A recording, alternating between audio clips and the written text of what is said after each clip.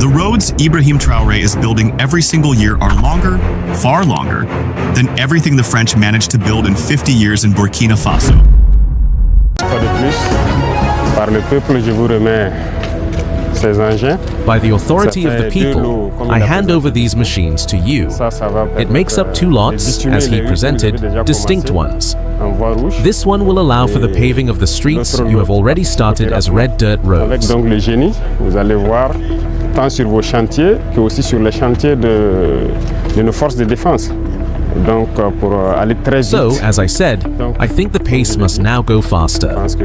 Therefore, the goal is to move very quickly in earthworks and the creation of infrastructure for the benefit of our forces and our populations. So, make good use of them, and we will be here to support you throughout the working life of these machines. Thank you. Traoré is building arguably the most ambitious expressway project West Africa has ever seen.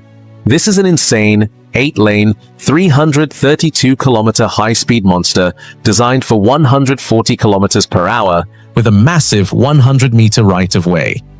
In just 40 days, they've already cleared that massive path across the entire route, as per state media.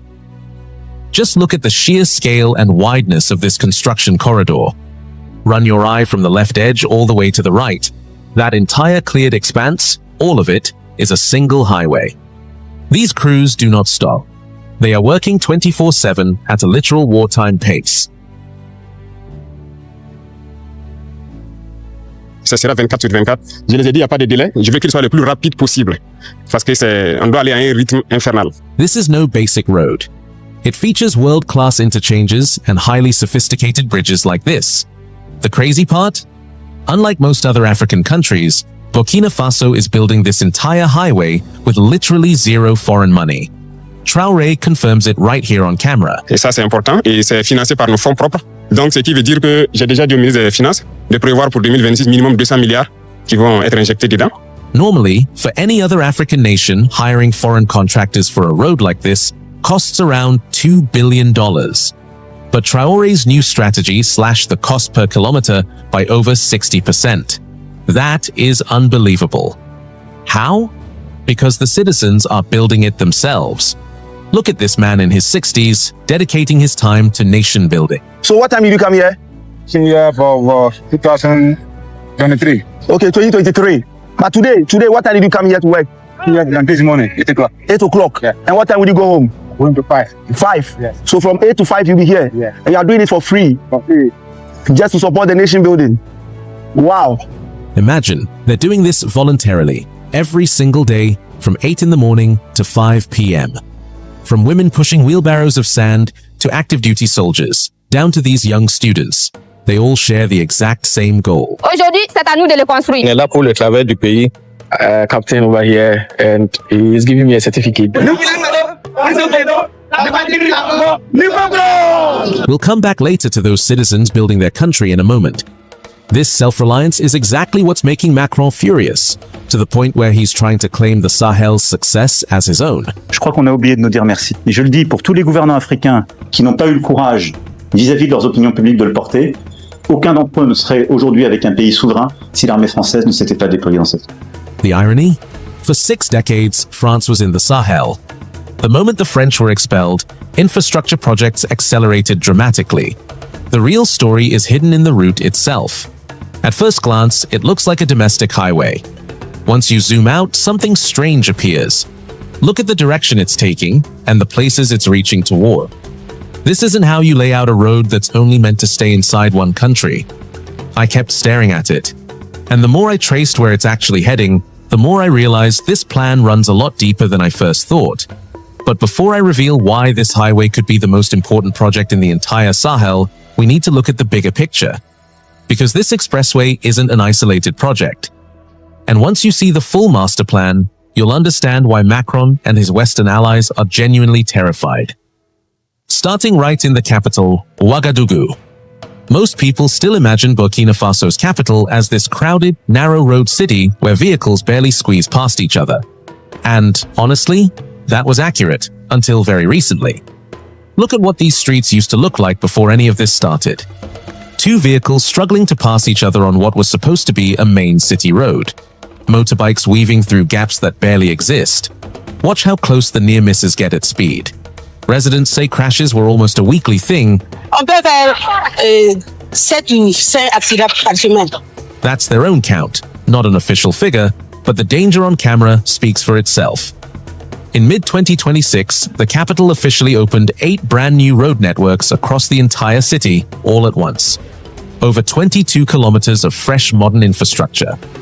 The centerpiece of the whole network is the Rocade Nord, the Northern Ring Road, a 10-kilometer modern road that circles around the city with an overpass. The whole point of this road is to pull heavy vehicles and long-distance traffic out of the congested city center and route them cleanly around it instead. Look at this overpass structure. And now, from the aerial view, this is genuinely one of the most impressive new urban road projects in West Africa right now. As part of this 22-kilometer blitz, they also overhauled Avenue du Mugo Naba, Yeninga Avenue, and direct access routes straight to the Ministry of Defense. These fresh multi-lane roads have completely unlocked the city with improved accessibility. Just look at the crisp, modern signage seamlessly directing traffic toward Ouahigouya, Stade du Quatre Août, and the one towards Kongoussi. At some point, you might not believe this is Burkina Faso. Not a render, not a proposal. Already built and in use. What makes this infrastructure truly modern is what it does at night. Ouagadougou used to have streetlights, but this one is different. The entire network features an intelligent solar grid managed by a central IoT dashboard. By tracking battery health and solar absorption in real time, the system guarantees perfect nighttime visibility along the corridor without relying on an unstable power grid. Now, the traffic moves really fast on these roads, as a truck driver said plainly. Thanks to the new road, it's now faster and smoother. To be honest, these 8 routes came with a $70 million price tag, and this specific batch wasn't entirely debt-free. It was a joint effort funded by the Burkina Faso state, the West African Development Bank, and a local bank called Vista. But they aren't stopping there. Beyond those first 8 routes, 2 more sprawling national roads cutting straight through the heart of the capital are being upgraded simultaneously. Take the RN4. Just look at this fresh, hot asphalt going down right here. They smashed through the 68% completion mark by February this year, slightly ahead of schedule. And on this exact same route, local Burkina Faso engineers are actively constructing a heavy-duty full-beam bridge over the Masili River. Then there's the Northwest Artery on the RN2. This project only broke ground in late 2024, but it's aggressively pushing past 35% on a strict 3-year timeline. Construction is in absolute full swing. Watch this heavy asphalt paver working in real time, undeniable on-the-ground proof that this project is flying. With the capital securely hardwired, Burkina Faso is being connected from the inside out. Let's move southwest.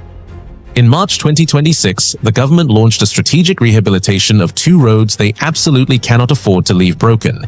The 84-kilometer stretch from Bobo Dioulasso to Banfora, and a 45-kilometer extension straight to Oradara.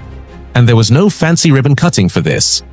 Prime Minister Limtaba and the Minister of Infrastructure literally launched the project from the cab of an actual bulldozer. Here is the master plan displayed right on site.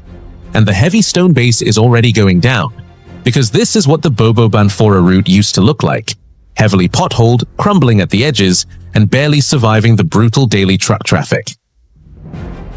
Here's the part that makes this whole corridor genuinely strategic. Burkina Faso is 100% landlocked. 0 coastline, 0 ports. Every single imported container arriving by sea has to cross a neighboring country first. And the ultimate heavyweight route runs straight through Côte d'Ivoire from the commercial megaport of Abidjan.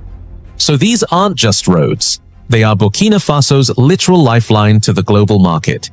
A bottleneck here spikes the price of food, fuel, and medicine for the entire country.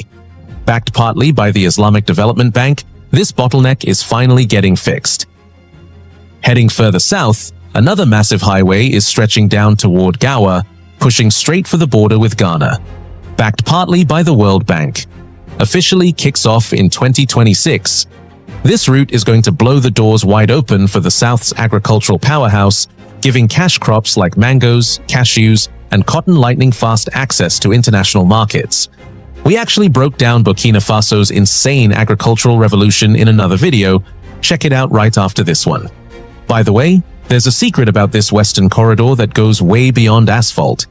Even as the existing rail line to Abidjan undergoes an unprecedented modernization upgrade, it is no longer the country's only endgame. Quietly running in the background is a much grander master plan. Funded directly by Burkina Faso's surging gold revenues, the state is building its own sovereign rail network.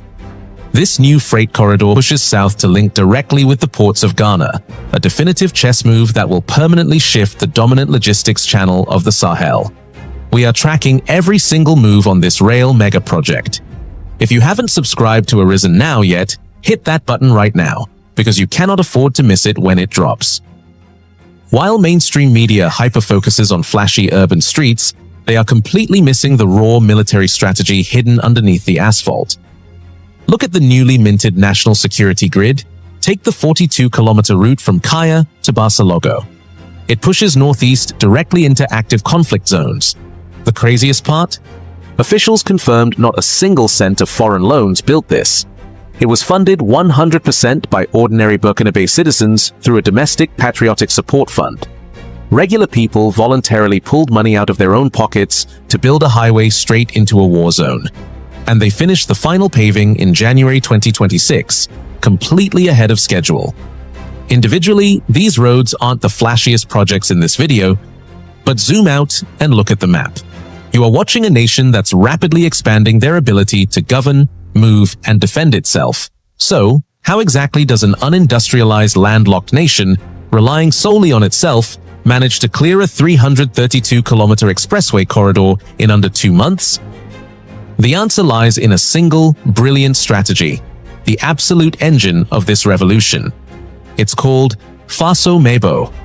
In Moray, the language of the Mossi people, Faso Mebo translates to building the fatherland. And the logic behind it is surprisingly simple. Instead of handing multi-million-dollar contracts to foreign companies, the government completely flipped the script. They bought their own machines, trained their own engineers, and deployed the military to build the roads directly alongside ordinary citizens. No foreign contractors taking a huge profit cut. No more money bleeding out of the country. No China, no, it's local. So this project is handled totally 100% by Faso Mebo, local company. We don't have a foreign company here. Just look at this arsenal. By early 2025, the state had already bought over 900 pieces of heavy machinery.